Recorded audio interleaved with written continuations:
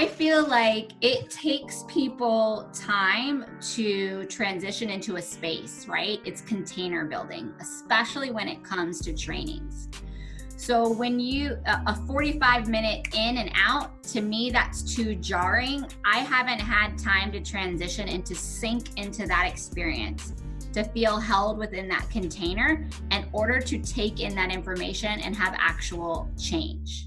Because I feel like you need that time to create the container for people to learn and to engage and to be present with you.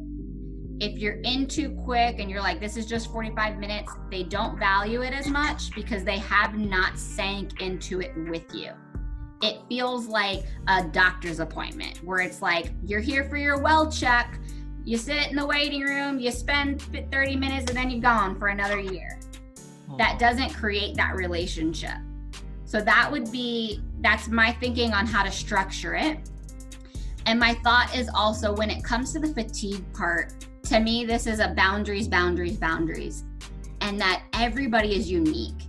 And so some people might be able to do 6 calls back to back on Zoom. I've realized over this process, for me, 4 calls is my max. And so I know, do not schedule any more that day because I will not be able to show up 100%. I would not be able to give you the service you deserve. And so knowing you personally, what is your limit? And so maybe when you're doing your training, assess the team. And one of your questions in that is, what is your limit in a day when it comes to Zoom time?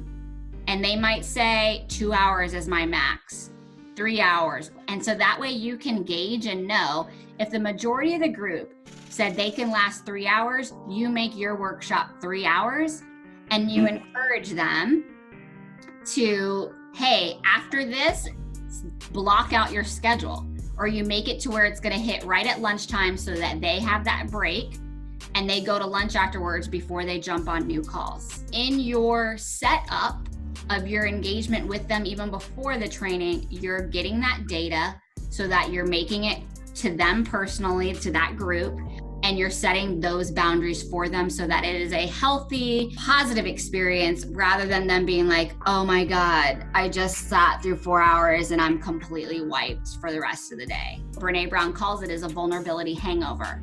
And so I let them know up front, I said, listen, you might experience what's known as a vulnerability hangover. And I explained to them what it is, what it looks like, how it feels. And I'm like, so make sure that you utilize your lunch hour to go outside, recenter yourself, fuel with some healthy food, drink lots of water, and then you can finish out your day. Or I'll schedule them on Thursday, Fridays so that they have the weekend to recuperate. You get to set it up by having those healthy boundaries to set them up for success.